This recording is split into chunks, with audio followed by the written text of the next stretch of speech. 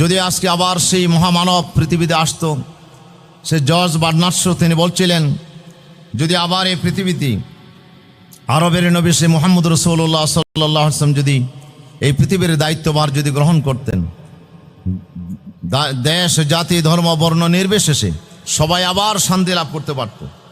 তিনি বলছিলেন যে মুহাম্মদ রাসূলুল্লাহ সাল্লাল্লাহু আলাইহি ওয়াসাল্লাম তিনি এমন একজন মহান ব্যক্তি যে if a man like him were to assume the dictatorship in the modern world, he would succeed in the much needed peace and happiness. এই গোটা পৃথিবীতে আবার যদি মুহাম্মদ রাসূলুল্লাহ সাল্লাল্লাহু আলাইহি ওয়াসাল্লাম আবার আসতেন, উনি যদি আবার এই পৃথিবীর দায়িত্বভার গ্রহণ করতেন, তাহলে সকল জাতির মধ্যে তিনি আবার শান্তি প্রতিষ্ঠা করতে সক্ষম হতেন। উনি এমন একজন মহান ব্যক্তি যাকে আমরা মাইকেল এইচ হার্ট 100 গুণীজনের যেই তিনি জীবনী সংগ্রহ করেছিলেন, সেখানে গোটা পৃথিবীর শ্রেষ্ঠ 100 মানবের ভিতরে তিনি যাকে প্রথম স্থান দিতে বাধ্য হয়েছিলেন, উনি ছিলেন প্রিয় নবী মুহাম্মদ রাসূলুল্লাহ সাল্লাল্লাহু আলাইহি ওয়াসাল্লাম। এই জন্য ওনার আগমনে আজকে পৃথিবী ধন্য হয়েছে। আজকে সে মহান ব্যক্তিকে আল্লাহ তাআলা কেন পাঠালেন? আল্লাহ তাআলা বলছেন, লাকাদ কানা লাকুম ফি রাসূলিল্লাহি উসওয়াতুন হাসানা লিমান কানা ইয়ারজুল্লাহ ওয়াল ইয়াউমাল আখির ওয়া যাকারাল্লাহা কাসীরা। তোমাদের জন্য আমার রাসূলের জীবনে রয়েছে উত্তম আদর্শ। আমার রাসূলের জীবনকে আমি তোমাদের জন্য আদর্শ হিসেবে পৃথিবীতে ওনাকে পাঠিয়েছি। যারা আল্লাহকে সন্তুষ্ট করতে চায়, আখিরাতের সফলতা চায় এবং আল্লাহকে যারা বেশি করে স্মরণ করতে চায় দুনিয়াতে, তাদের জন্যে এক মহান আদর্শ আমার নবীর জীবনে রয়েছে। রাসূল সাল্লাল্লাহু আলাইহি সাল্লাম সেরকম এক মহান আদর্শ যাকে সকল জাতির জন্য, সকল গোষ্ঠীর জন্য আল্লাহ তাকে পাঠিয়েছেন। আল্লাহ তাআলা বলছেন, ওয়া মা আরসালনাকা ইল্লা কাফাতাল লিন্নাস, সমগ্র বিশ্ব মানব জাতির জন্য আল্লাহ যাকে পাঠিয়েছেন এবং যার চরিত্রকে আল্লাহ তাআলা নিজেই গঠন করেছেন। যিনি পৃথিবীতে নিরক্ষর ছিলেন, তার কোনো অক্ষর জ্ঞান ছিল না, পৃথিবীর কোনো মানুষের কাছে যিনি শিক্ষা লাভ করে নাই, ওনার সমস্ত শিক্ষা ছিল এই পৃথিবীর যিনি মালিক মহান রব্বুল আলামিন তাকে শিক্ষা দিয়েছেন। এই জন্য রাসূল সাল্লাল্লাহু আলাইহি ওয়াসাল্লাম হাদিসে বলছেন যে আল্লামানি রব্বি ফাহাসানা তাআলিমি ও আদ্দাবানি রব্বি ফাহাসানা তাআদিবি। তিনি বলছি, আমাকে আমার রব শিক্ষা দিয়েছেন এবং আমার রবের চেয়ে উত্তম শিক্ষা আর কেউ দিতে পারেন না, এবং আমাকে যে চরিত্র শিক্ষা দিয়েছেন তাও আমার রব দিয়েছেন। সুতরাং আমার চাইতে উত্তম চরিত্র পৃথিবীতে আর কেউ লাভ করতে পারেনি। আল্লাহ তাআলা সূরা কলমের স্বীকৃতি দিয়েছেন 4 নম্বর আয়াতে, ও ইন্নাকা লাআলা খুলুকিন আযীম। নবী, আমি আপনাকে মহান চরিত্রের উপর অধিষ্ঠিত করেছি, আপনি সেই মহান চরিত্রের অধিকারী। এমন চরিত্র আল্লাহ রাসূল সাল্লাল্লাহু আলাইহি ওয়াসাল্লাম ছিলেন যে রাসূল সাল্লাল্লাহু আলাইহি ওয়াসাল্লাম গোটা বিশ্ব মানব জাতির জন্য আদর্শ হিসেবে আল্লাহ যাকে পাঠিয়েছেন, তার জীবনে কারো প্রভাব তিনি সৃষ্টি করতে দেন নাই। ওনার দুনিয়াতে আসার আগেই ওনার আব্বাজানের ইন্তেকাল হয়ে গেছে, 6 মাস পরেই ওনার আম্মাজানের ইন্তেকাল হয়ে গেছে, যে 6 বছর বয়সেই আম্মাজানের ইন্তেকাল হয়ে গেছে, আর জন্মের 6 মাস আগেই আব্বাজানের ইন্তেকাল হয়ে গেছে। এতে বোঝা যায় মা বাবার যে একটা প্রভাব একজন ব্যক্তির উপর, একটা সন্তানের উপর পড়ে, সেখান থেকেও আল্লাহ তাআলা রাসূলকে হেফাজত করেছেন। আল্লাহ রাসূলকে আল্লাহ তাআলা পৃথিবীর কোনো মানুষের কাছে শিক্ষা লাভ করতে দেন নাই, ডাইরেক্টলি আল্লাহ তাআলা নিজেই তার নবীকে শিক্ষা দিয়েছেন। এই জন্য আমার নবীর শিক্ষা ছিল সবচেয়ে পরিপূর্ণ শিক্ষা। তিনি হয়েছিলেন গোটা মানব জাতির জন্য একটি মডেল, একটি আদর্শ। প্রিয় উপস্থিতি, সেই জন্যে রাসূল সাল্লাল্লাহু আলাইহি ওয়াসাল্লামের জীবনে প্রত্যেকটা ব্যক্তির জন্য, প্রতিটা শ্রেণী পেশার মানুষের জন্যে এক আদর্শ আল্লাহ তাআলা রেখে দিয়েছেন। এই জন্য আজকে আমাকে যে ট্রফিক্স ভাইয়েরা দিয়েছেন, সেটি হচ্ছে রাসূলুল্লাহ সাল্লাল্লাহু আলাইহি ওয়াসাল্লামের জীবনের আলোকে কলেজ বিশ্ববিদ্যালয়ের যে শিক্ষার্থী, আজকে আমরা যারা লেখাপড়া করছি, আমাদের কি করণীয়, রাসূলুল্লাহর জীবনে আমরা কি মডেল খুঁজে পাই, যে রাসূল সাল্লাল্লাহু আলাইহি ওয়াসাল্লাম শুধু আমার নয়, শুধু আপনার মানব জাতির নয়, গোটা বিশ্ববাসীর জন্য একটি মডেল হিসেবে আল্লাহ তাআলা রাসূল সাল্লাল্লাহু আলাইহি ওয়াসাল্লামকে প্রেরণ করেছেন। তিনি লেখকের মডেল ছিলেন, তিনি বক্তার মডেল ছিলেন, তিনি যুবকের মডেল ছিলেন, তিনি একজন পরিবার কর্তার মডেল ছিলেন, তিনি একজন নেতার মডেল ছিলেন, তিনি একজন শাসকের মডেল ছিলেন, তিনি একজন বিচারকের মডেল ছিলেন, তিনি একজন শিক্ষকের মডেল ছিলেন।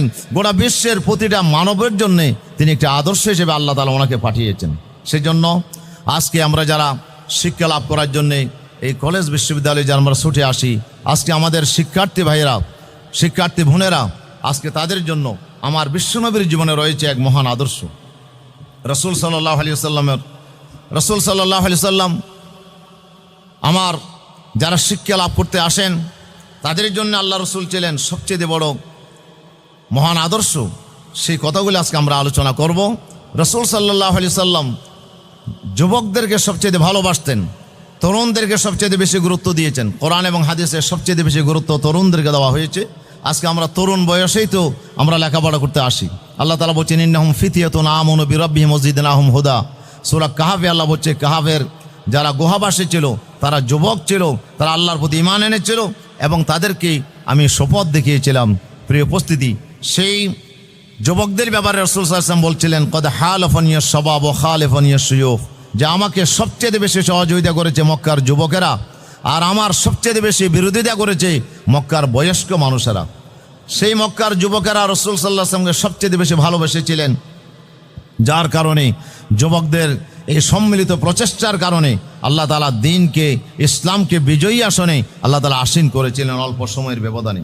সেজন্য রাসূল সাল্লাল্লাহু আলাইহি সাল্লামের জীবনে আমাদের জন্য যে বিশাল, যে আমার শিক্ষার্থীদের জন্য যে বিশাল করণীয় যে আদর্শ আল্লাহ রসুল রেখে গিয়েছিলেন, সেটি হচ্ছে কয়েকটা পয়েন্টে আমি একসাথে আলোচনা করতে চাই। যে আমি এখানে 8টা পয়েন্ট নির্ধারণ করেছি। তার ভিতর প্রথম যে পয়েন্টটি, যে রাসূল সাল্লাল্লাহু আলাইহি সাল্লাম আমাদেরকে কী শিক্ষা দিয়ে গেছেন, তার প্রথম শিক্ষা হচ্ছে যে একজন শিক্ষার্থীকে প্রথমে বিশ্বাস করতে হবে এই পৃথিবীর যিনি স্রষ্টা, যিনি আমার আপনার মালিক, সে মালিককে তাকে বিশ্বাস করতে হবে। মালিকের প্রতি তার বিশ্বাস স্থাপন করতে হবে, যেটাকে আমরা ঈমান বলি। ঈমান আনাটাকে আমার জীবনের প্রতিটা কর্মকাণ্ডের মূল কেন্দ্রবিন্দু হবে ঈমান, যে আল্লাহর প্রতি বিশ্বাস, আল্লাহর গোলাম হিসেবে আমাকে কাজ করতে হবে। আল্লাহর রব্বুল আলামিন আমার স্রষ্টা, তিনি আমাকে যা আদেশ করবেন সে অনুসারে আমাকে কাজ করতে হবে। আমার প্রতিটা কাজের মূল ভিত্তি হবে ঈমান, এবং এই ঈমানটাই ছিল রাসূল সাল্লাল্লাহু আলাইহি ওয়াসাল্লামের জীবনের মূল চাবিকাঠি। যে আল্লাহ রসুল আল্লাহকে ভালোবাসতেন, আল্লাহর প্রতি উনি বিশ্বাস স্থাপন করেছিলেন। আল্লাহ তাআলা সেই কথাটি বলছেন ইল্লাল্লাযীনা আমানু ওয়া আমিলুস সালিহাত, যে বান্দা নেক আমল করার আগে বান্দাকে আগে ঈমান আনতে হবে। আপনি যতই ভালো কাজ করেন না কেন, এই ভালো কাজের যদি আপনি ফলাফল পেতে চান, আমাদের জীবনের দুটো ভাগ, একটি হচ্ছে পৃথিবী আর একটা হচ্ছে মরণের পরে পরকাল। পরকালটা হচ্ছে নিঃসন্দেহে অনেক স্থায়ী এবং দীর্ঘ হায়াত। আমরা যদি এই দুই জীবনে আমরা সফলতা লাভ করতে চাই, তাহলে আমাদেরকে ঈমান আনতে হবে আল্লাহর উপরে। আল্লাহর উপরে ঈমান না এনে যদি আমরা ভালো কাজ করি, তাহলে তার ফলাফল শুধু দুনিয়া পর্যন্ত সীমাবদ্ধ থাকবে, মরণের পরে আমরা এর কোনো ফলাফল পাবো না। এই জন্য আমরা উভয় জগতে যদি ফলাফল পেতে চাই, তাহলে 1 নম্বরে আমাকে বিশ্বাস করতে হবে আল্লাহ সুবহানাহু ওয়া তাআলার প্রতি। 2 নম্বরে একজন শিক্ষার্থীকে তাকে তার জীবনের অবলম্বন হবে আল্লাহ রাব্বুল আলামিনের ভয়, আল্লাহর প্রতি তাকওয়া হবে তার জীবনের সবচেয়ে বড় সম্বল, এবং তার চরিত্র গঠনের মূল হাতিয়ার হবে আল্লাহর ভয়। সে আল্লাহকে ভয় করে চলবে। আল্লাহকে যারা ভয় করে চলে তাদেরকে আল্লাহ তাআলা এই দুনিয়াতে সফলতা দান করবেন। এই জন্য আমরা যারা শিক্ষার্থী, আমাদের জীবনের প্রতিটা ক্ষেত্রে আমাকে আল্লাহ রাব্বুল আলামিনকে ভয় করে চলতে হবে। আল্লাহ সুবহানাহু ওয়া তাআলা সূরা বাকারার 197 নম্বর আয়াতে বলছেন ওয়াতাযাওয়াদু ফাইন্না খায়রাজ যাদিত তাকওয়া ওয়াত্তাকুনি ইয়া উলিল আলবাব। আল্লাহ তাআলা বলছে, হে বান্দারা, তোমরা পাথেয় গ্রহণ করো, আর সবচেয়ে বড় পাথেয় হচ্ছে আল্লাহর ভয়। আল্লাহর ভয়কে তুমি সাথে রাখো। সফরে বের হওয়ার সময় টাকা পয়সা লাগে, খাদ্য পানীয় লাগে। একজন মানুষের জীবনে আমরা যদি আখিরাতে যেতে চাই, আমরা যে পরকালের দিকে যেতে চাই, আমার সবচেয়ে বড় পাথেয় হবে আল্লাহর ভয়। আল্লাহর এই ভয় যার ভিতর আসবে, সেই একমাত্র চরিত্রবান হতে পারবে, সে একমাত্র উন্নত চরিত্রের অধিকারী হতে পারবে। যার ভিতর আল্লাহর ভয় থাকবে না, দুনিয়ার কোনো আপনার শাসন দিয়ে, দুনিয়ার কোনো আইন কানুন দিয়ে মানুষকে কন্ট্রোল করা যায় না। যতক্ষণ পর্যন্ত তার ভিতর আল্লাহর ভয় আসবে না, ততক্ষণ পর্যন্ত সে স্বশাসিত হবে না, সে গোপনে অপরাধ থেকে বিরত থাকবে না। আইন আপনাকে প্রকাশ্যে হয়তো অপরাধ থেকে বিরত রাখবে, কিন্তু আপনাকে গোপনে যে কোনো অপরাধ থেকে বিরত রাখার জন্য আল্লাহর ভয় হচ্ছে সবচেয়ে মোক্ষম হাতিয়ার।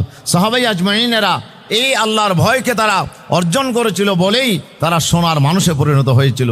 সেজন্য আমার শিক্ষার্থীদের জন্য যেটি করণীয়, আল্লাহ রসুলের জীবন আমরা দেখি, রসুল সাল্লাল্লাহু আলাইহি ওয়াসাল্লাম সবচেয়ে বেশি আল্লাহকে ভয় করতেন। উনি এমন অবস্থা হয়ে যেত যে আল্লাহকে উনি এমনভাবে ভয় করতেন যে মাঝে মাঝে ওনার শরীরের ভিতর থেকে একটি আপনার এই যে তরকারি সিদ্ধ হলে যেমন একটা আওয়াজ হয় ডেকের ভিতরে, সে আওয়াজের মতো একটা আওয়াজ ওনার শরীর থেকে শোনা যেত। উনি আল্লাহকে এত ভয় করতেন যে রাসূল সাল্লাল্লাহু আলাইহি ওয়াসাল্লাম জীবনেও কোনোদিন কোনো অপকর্মের কাছে তিনি যান নাই, কোনো পাপে তিনি নিমজ্জিত হন নাই, কোনো গোনাতে তিনি লিপ্ত হন নাই। উনি সমস্ত অপরাধ থেকে ওনার জীবনকে মুক্ত রেখেছিলেন শুধুমাত্র আল্লাহর ভয়ের কারণে। আমরা জানি হযরত ইউসুফ আলাইহিস সালামের কথা, উনি আল্লাহর পয়গম্বর। আল্লাহ তাআলা ওনাকে কোথার থেকে কোথায় নিয়ে গেছিলেন, ভাইয়েরা ওনাকে কূপে ফেলে দিয়েছিল মেরে ফেলার জন্য। আল্লাহ তাআলা ওনাকে সেখান থেকে মুক্ত করে সে মিশরে নিয়ে গেলেন। সে মিশরে আবার জুলেখা রানী তাকে আপনার জেলখানায় পাঠিয়েছিল। আল্লাহ তাআলা সেখান থেকে তাকে মুক্ত করে মিশরের রাজত্ব দান করেছিলেন। তার মূল কারণ ছিল উনি তার চরিত্রকে হেফাজত করেছিলেন, উনি আল্লাহকে ভয় করেছিলেন, যাবতীয় অপরাধ থেকে তিনি বিরত রেখেছিলেন। সেজন্য আমার শিক্ষার্থী ভাই বোনদের জন্য আমি যে করণীয় নির্ধারণ করব যে রাসূল সাল্লাল্লাহু আলাইহি ওয়াসাল্লামের জীবন থেকে, সেটি হচ্ছে আল্লাহর ভয় যদি আমাদের ভিতরে এসে যায়, তাহলে আল্লাহ তাআলা ওয়াদা করেছেন মান ইয়াত্তাকিল্লাহ ইয়াজআল লাহু মাখরাজা। আল্লাহকে যারা ভয় করবে তাদের জীবনে কোনো সংকট আসবে না, তাদেরকে আল্লাহ তাআলা যে কোনো সংকট থেকে আল্লাহ মুক্ত করবেন। ওয়ারযুকহু মিন হাইসু লা ইয়াহতাসিব, কল্পনাতীতভাবে আল্লাহ তাকে রিজিক দান করবেন। এরপর আরেক জায়গা বলছেন ওমান ইয়াত্তাকিল্লাহ ইয়াজআল লাহু মিন আমরিহি ইউসরা, যে আল্লাহ তাআলাকে যারা ভয় করে চলবে তাদের সমস্ত ব্যাপারকে, সমস্ত জীবনের যে কোনো বিষয়কে আল্লাহ তাআলা সহজ করে দেবেন। প্রিয় উপস্থিতি, এরপর আল্লাহ বলছেন ওমান ইয়াত্তাকিল্লাহ ইউকাফির আনহু সাইয়্যাতি ওয়া ইউযিম লাহু আজরা। আল্লাহকে যারা ভয় করে চলবে তার জিন্দেগীর তামাম গুনাহ আল্লাহ তাআলা মাফ করে দেবেন এবং তাকে আল্লাহ তাআলা মহাপুরস্কার আল্লাহ তাআলা ধন্য করবেন। সেজন্য আল্লাহর ভয় ছাড়া একজন মানুষ ভালো হতে পারে না। সাহাবীদের অন্তরের ভিতরে শুধু আল্লাহর ভয় ছিল, এই জন্য তারা সোনার মানুষে পরিণত হয়েছিলেন। রাসূল সাল্লাল্লাহু আলাইহি ওয়াসাল্লাম এই ভয় সৃষ্টি করতে সক্ষম হয়েছিলেন শিক্ষার মাধ্যমে। আজকের যে শিক্ষা ব্যবস্থা, এই শিক্ষা ব্যবস্থাতে আমাদেরকে শুধু বস্তুবাদিতা শিক্ষা দেওয়া হয়, কিন্তু আমাদেরকে সেই নৈতিকতা শিক্ষা দেওয়া হয় না। আল্লাহর ভয় যদি আজকে আমার শিক্ষা ব্যবস্থার ভিতর থাকতো, তাহলে আজকে আমাদের শিক্ষিত জেনারেশন লক্ষ লক্ষ কোটি কোটি টাকার দুর্নীতিতে আজকে নিমজ্জিত হতো না। আজকে তারা শাসকের চেয়ারে বসে এই দেশকে তারা লুটপাট করতে সক্ষম হতো না, যদি তাদের অন্তরের ভিতরে আল্লাহর ভয় থাকতো। কিন্তু রাসূল সাল্লাল্লাহু আলাইহি ওয়াসাল্লাম শিক্ষার মাধ্যমে এমন কিছু সোনার মানুষ তৈরি করেছিলেন যাদের অন্তরের ভিতরে ছিল আল্লাহর ভয়, যারা সবসময় আল্লাহকে ভয় করতেন। আল্লাহর ভয়ের কারণে তারা যে কোনো অপরাধ থেকে তারা বিরত থাকতো। হযরত ওমর রাদিয়াল্লাহু আনহু এক সময় হজের সফরে যাচ্ছিলেন, তিনি এক নিগ্র বালককে দেখলেন একটা ছাগলের পাল পাহারা দিচ্ছে। তখন সেই নিগ্র বালকের কাছে তিনি গেলেন, বললেন যে বাবা, তোমার এই ছাগলের পাল থেকে একটা ছাগল কি আমাকে দেবে? বলে আমি কেমনে দেবো, এই ছাগলের তো আমি মালিক নই, আমার এই ছাগলের তো আমি শুধু রাখাল মাত্র, এই ছাগলের একজন মালিক আছে, মালিকের অনুমতি ছাড়া তো আমি দিতে পারি না। বলে তুমি আমাকে একটা বিক্রি করো, তোমাকে আমি অনেকগুলো তুমি যা চাও সেভাবে বদলা দেব, আর মালিককে শুধু গিয়ে বলবা যে একটা ছাগল বাঘে খেয়ে ফেলেছে। সুতরাং জবাব তো খুব সহজ, শুধু এটুকুই বলবা যে মালিকের কাছে ছাগল বাঘে খেয়ে ফেলেছে, সুতরাং একটা ছাগল তো আমাকে দিতে পারো। এই নিগ্র বালকটি হযরত ওমরের দিকে এত তীক্ষ্ণ সেন দৃষ্টিতে তাকিয়ে বললেন যে তুমি কে, আমাকে কি পরামর্শ দিচ্ছ? মালিক হয়তো আমাকে দেখবে না, কিন্তু যিনি মালিকের মালিক সেই আল্লাহকে তো আমি ফাঁকি দিতে পারবো না। এই যে একটা নিগ্র বালকের ভিতরে যে আল্লাহর ভয় সৃষ্টি হয়েছিল, এটাই তাকে অপরাধ থেকে বিরত রেখেছিল। প্রিয় উপস্থিতি, আজকের শিক্ষিত সমাজের ভিতরে সব আছে, যোগ্যতা আছে, দক্ষতা আছে, অনেকগুলো কোয়ালিটি তার ভিতর আছে, কিন্তু একটা কোয়ালিটির সবচেয়ে বড় অভাব, সেটি হচ্ছে আল্লাহর ভয়। আজকে আমার শিক্ষিত সমাজের ভিতরে সবচেয়ে আমরা কম পরিলক্ষণ করছি। সেজন্য আজকে শিক্ষিত সমাজ, এদের কারণে আজকে গোটা পৃথিবীতে আজকে যে শাসন ব্যবস্থা, আজকে যেই ব্যবসা বাণিজ্য, আজকে যেটাই আমরা বলি প্রত্যেকটা খাতে আজকে শুধু দুর্নীতি আর দুর্নীতির খতিয়ান আমরা দেখতে পাচ্ছি। এই জন্য 2 নম্বরে আমার শিক্ষিত সমাজকে রসুলের জীবন থেকে যে বিষয়টি নিতে হবে সেটি হচ্ছে আল্লাহর ভয়। যে রসুল সাল্লাল্লাহু আলাইহি ওয়াসাল্লাম আল্লাহকে এত বেশি ভয় করতেন যে আল্লাহর পয়গম্বর কোনো অপরাধে লিপ্ত হন নাই। আল্লাহ রসুলের জীবনে, রসুল সাল্লাল্লাহু আলাইহি ওয়াসাল্লামের জীবনে কোনোদিন তিনি গান বাজনায় যান নাই, কোনোদিন ওনার তিনি উলঙ্গ হন নাই। হযরত আব্বাস রাদিয়াল্লাহু আনহু ওনার আপন চাচা, যখন আল্লাহর ঘরের নির্মাণ কাজ চলছে, তখন আল্লাহ রসুলও শিশু বয়সে, কিশোর বয়সে তিনি নির্মাণ কাজে শরিক হয়েছিলেন। বিভিন্ন জিনিসপত্র আনতেছেন, তখন কাঁধের মধ্যে আপনার রক্তক্ষরণের অবস্থা হয়ে গেছে। তখন চাচা বললেন, ভাতিজা একটা কাজ করো, যে তুমি একটা কাপড় দাও। বলে কাপড় কোথায় পাবো? বলে লুঙ্গিটা খুলে একটু কাঁধে দিলেই তো তুমি ভালোভাবে আনতে পারবে। যখন লুঙ্গিটা, তুমি বলে আমি খুলতে পারবো না, তখন চাচা এই লুঙ্গিটা খোলার জন্য টান দিলেন, আর সাথে সাথে তিনি বেহুঁশ হয়ে পড়ে গেলেন। সুবহানাল্লাহ। এই শিশু কিশোর বয়সেও আল্লাহ তাআলা ওনাকে হেফাজত করেছিলেন যে কোনো ধরনের অপরাধ থেকে। আমার বিশ্বনবী তার জীবনকে এমনভাবে পূত পবিত্র করে রেখেছিলেন, যার কারণে তিনি হয়েছিলেন সমগ্র বিশ্ববাসীর জন্য মডেল। প্রিয় উপস্থিতি, আসুন 2 নম্বরে আমরা রসুলের জীবন থেকে আমরা যেটি পাই সেটি হচ্ছে আমরা একটি উন্নত চরিত্র, উন্নত আখলাক আল্লাহ রসুলের জীবনে আমরা দেখি।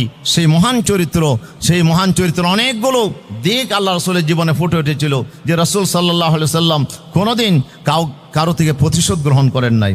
মা এনতাকামা রাসূলুল্লাহ সাল্লাল্লাহু আলাইহি ওয়াসাল্লাম মিনাহাদিন, আল্লাহ রসুল কোনো ব্যক্তি থেকে কোনোদিন প্রতিশোধ গ্রহণ করে নাই। রসুল্লাহকে মারতে চেয়েছে, আপনার রসুলকে বিষাক্ত খাবার দেওয়া হয়েছে, আল্লাহ রসুলকে আঘাতের পর আঘাতে জর্জরিত করা হয়েছে, রসুল্লাহ ব্যক্তিগতভাবে কারো থেকে কোনো প্রতিশোধ গ্রহণ করেন নাই। রসুল্লাহ ক্ষমার যে দৃষ্টান্ত স্থাপন করেছেন, যে মক্কাবাসীরা আল্লাহ রসুলকে 13 বছরে নির্যাতন করেছেন, 3 বছর জেলের ভিতরে বন্দী করে রেখেছিলেন, সেই মহান ব্যক্তি যখন মক্কা বিজয়ের পরে গোটা আরবের ক্ষমতা যখন নিজের হাতে আসলো, তিনি বলছিলেন যে লা তাসরিবা আলাইকুমুল ইয়াউম, আজকে তোমাদের উপর কোনো প্রতিশোধ নেওয়া হবে না। ইনতালিকু, যাও, চলে যাও, ফাকাদ গাফারতু লাকুম, আজকে তোমাদেরকে আমি মাফ করে দিলাম।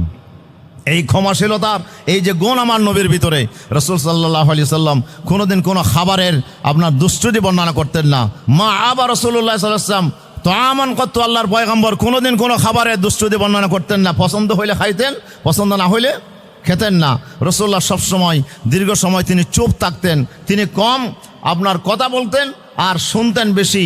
কারো সাথে যখন কথা বলতেন তিনি তার কথা শেষ না হওয়া পর্যন্ত তিনি ধৈর্য ধারণ করতেন। রাসূল সাল্লাল্লাহু আলাইহি সাল্লাম হাঁটার সময় তিনি সবার আগে যেতেন না, উনি আপনার সবার আগে হাঁটতেন না, এবং বসার সময় তিনি এত বিনয় স্থাপন করতেন, কোনো উঁচু আসনে তিনি বসতেন না, তিনি সবার মাঝেই তিনি বসতেন। এটি ছিল মুহাম্মদ রাসূলুল্লাহ সাল্লাল্লাহু আলাইহি ওয়াসাল্লামের বিনয়। আল্লাহ রাসূলের চরিত্রের কোন দিকটা আপনি দেখবেন? আল্লাহ বলেন ফাবিমা রাহমাতিন মিনাল্লাহি লিনতা লাহুম ওয়ালাউ কুনতা ফাজ্জান গালিজাল কলবি লানফাদ্দু মিন হাওলিকা। হে নবী, আলে ইমরানের সূরা আলে ইমরান 159 নম্বর আয়াত, আল্লাহ বলছেন হে নবী, আল্লাহর দয়ার কারণে আপনি হয়েছেন অত্যন্ত বিনয়ী।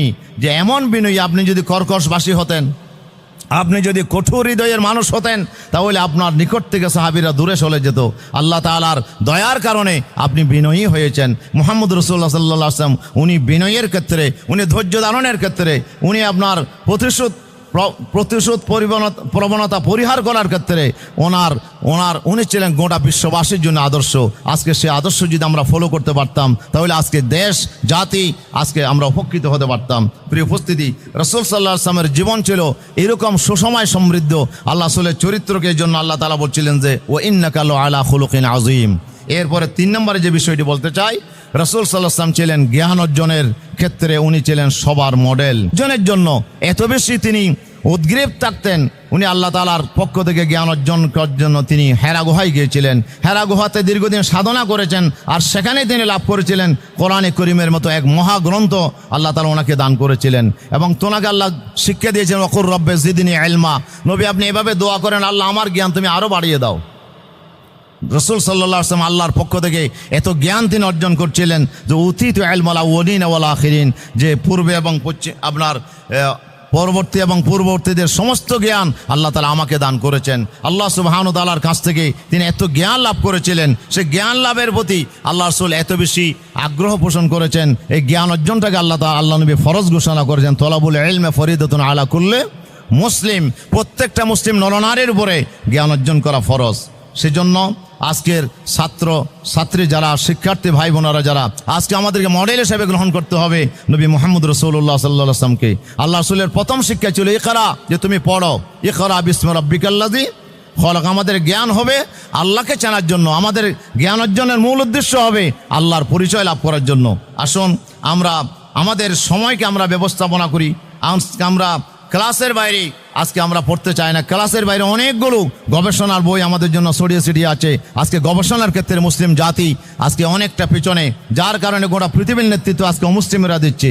আজকে ইসরায়েল ছোট্ট একটা রাষ্ট্র, ওই রাষ্ট্রে যতজন ডক্টরেট ডিগ্রিওয়ালা লোক পাওয়া যায়, গোটা মুসলিম বিশ্বে তার সমান ডক্টরেট ডিগ্রিওয়ালা লোক পাওয়া যায় না। গোটা মুসলিম বিশ্ব একটি ইসরায়েল রাষ্ট্রের চাইতেও আজকে জ্ঞান গবেষণার ক্ষেত্রে আমরা পিছনে পড়ে আসি। এই জন্য আমরা পৃথিবীকে আজকে নেতৃত্ব দিতে পারছি না। সেই জন্য জাস্টিস আল্লামা তকি ওসমানের একটা লেখা পড়ছিলাম যে উনি বলছিলেন উন্দুলস মে চন্দ্রদিন স্পেন সফরে তিনি অভিজ্ঞতা বর্ণনা করতে গিয়ে তিনি একটি বই লিখেছিলেন। আর সে বইতে তিনি তুলে ধরেছিলেন যে ইউরোপের বাজারে একটা ঘটনা, যে একজন লোক বাজার থেকে একটা বই কেনার জন্য আপনার ঝগড়া দিচ্ছি। এই বইটা একজন মুসলমান কেনার জন্য চাই, আর একজন খ্রিস্টান এসে বলে যে আমার দরকার বইটা আমি থিসিস করছি বইটা আমার দরকার। কিন্তু মুসলিম ভাইয়ার বললেন আমার দরকার, যে তুমি কেন নেবা? বলে আমার বাড়িতে একটা বিশাল লাইব্রেরি করেছি, আর লাইব্রেরিতে যেই বই দিয়ে আমি ভরেছি সেখানে একটা জায়গা ফাঁকা আছে, এই ফাঁকা জায়গাটা ফিল আপ করার জন্য আমার এই বইটা দরকার। মুসলমানরা ছিল বই কেনার জন্য, জ্ঞান গবেষণার জন্য তারা সবচেয়ে বেশি এগিয়েছিল।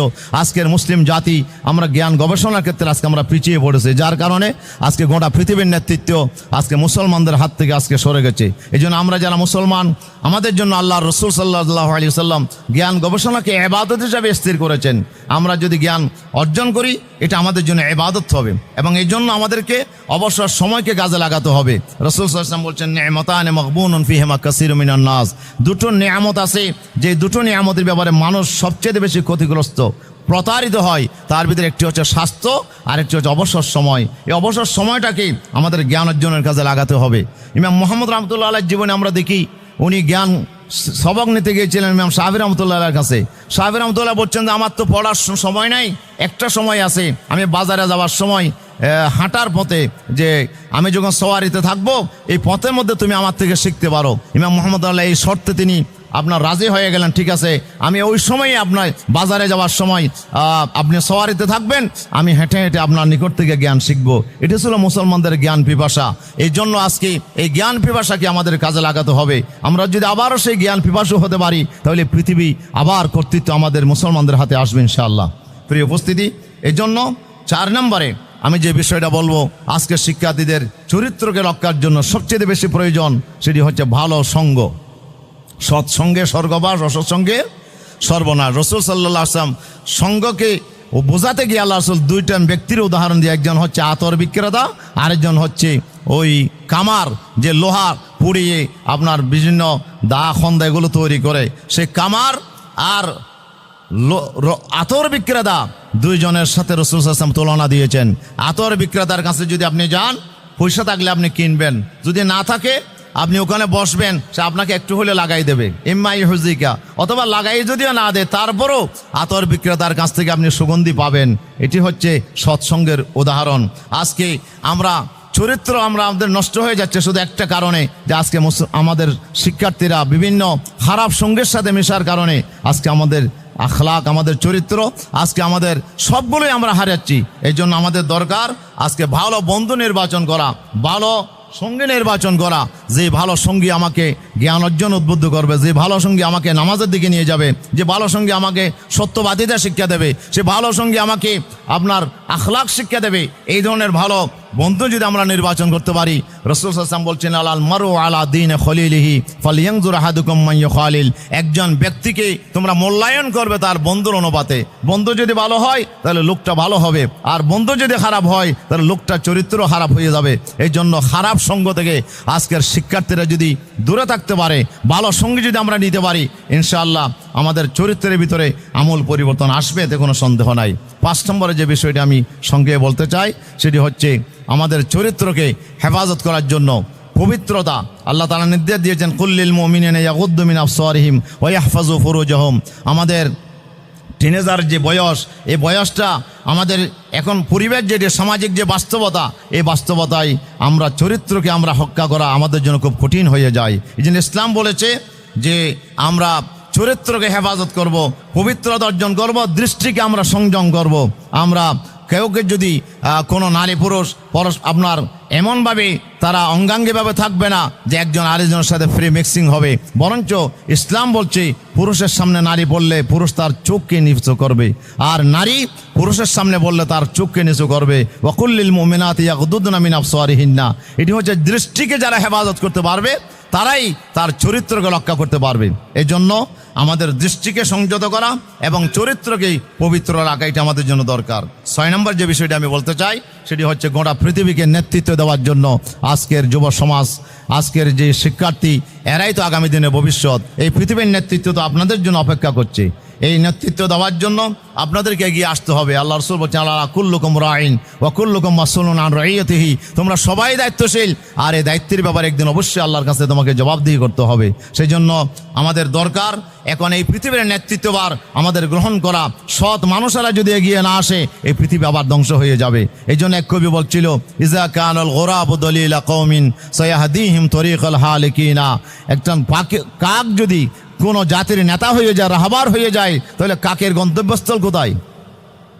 ওই মরা আবর্জনার স্থানটাই তো কাকের আপনার গন্তব্যস্থল। কাক যদি কারো নেতা হয় তাহলে গোটা অনুসারীদেরকে সে ওই আবর্জনাস্থলে নিয়ে যাবে। এই জন্য নেতা যদি খারাপ হয়, নেতা যদি চরিত্রহীন হয়, নেতা যদি দুর্নীতিবাজ হয়, তাহলে গোটা তার চরিত্রের কারণে গোটা সমাজ ধ্বংসের দিকে নিমজ্জিত হয়ে যাবে। এই জন্য একটা সমাজকে যদি আমরা আমল পরিবর্তন করতে চাই, তাহলে সমাজের ভালো ভালো মানুষগুলোকে নেতৃত্বের আসনে আমাদেরকে নিয়ে আসতে হবে। নেতৃত্বের আসন যে ভালো মানুষগুলো হয়, তাহলে এই পৃথিবী আবার সুন্দর, আবার সভ্যতার দিকে ফিরে আসবে ইনশাআল্লাহ। এরপরে আমার নেতৃত্ব, দায়িত্বশীলতা এবং সমাজসেবা, যে রাসূল সাল্লাল্লাহু আলাইহি ওয়াসাল্লামের জীবনে আমরা দেখি উনি কত বড় সমাজসেবক ছিলেন। যে রাসূল সাল্লাল্লাহু আলাইহি ওয়াসাল্লামের চরিত্র, হযরত মা খাদিজাতুল কুবরা রাদিয়াল্লাহু তাআলা আনহা উনি যে চরিত্র অঙ্কন করেছিলেন, হেরা গুহা থেকে যখন কাঁপতে কাঁপতে রাসূল বাড়িতে আসলেন, তখন তিনি বললেন, আমা ওয়াল্লাহি লা ইউখজিকাল্লাহু আবাদা, আল্লাহর কসম করে বলছি আল্লাহ আপনাকে লাঞ্ছিত করবেন না, যেহেতু আপনার চরিত্র আমি যা দেখেছি সেটি এক বিস্ময়কর চরিত্র। সেটা কি? ইন্নাকা লা তাসিলুর রাহিমা, আপনি তো আত্মীয়তার সাথে ভালো সম্পর্ক রাখেন, আপনি আত্মীয়দের সাথে ভালো সম্পর্ক রাখেন, এবং অতুকসিবুল মাআদুম, আপনি অসহায় গরিব মানুষকে আপনি উপার্জন করার ব্যবস্থা করে দেন। অতুখরে উদ্দাইফা, আপনি মেহমানদারি করেন। ও তুইনু আলা নওয়াইবিল হককে, কেউ সত্যের মধ্যে চলতে গিয়ে মুসিবতে পড়লে আপনি তাকে সাহায্য করার জন্য এগিয়ে যান। মা খাদিজাতুল কুবরাকে বিয়ে করার পরে রাসূল সাল্লাল্লাহু আলাইহি ওয়াসাল্লাম কোটি কোটি টাকার সম্পদ সমাজ সেবার ক্ষেত্রে রাসূলুল্লাহ ব্যয় করেছেন, গরিব অসহায় মানুষের জন্য ব্যয় করেছেন।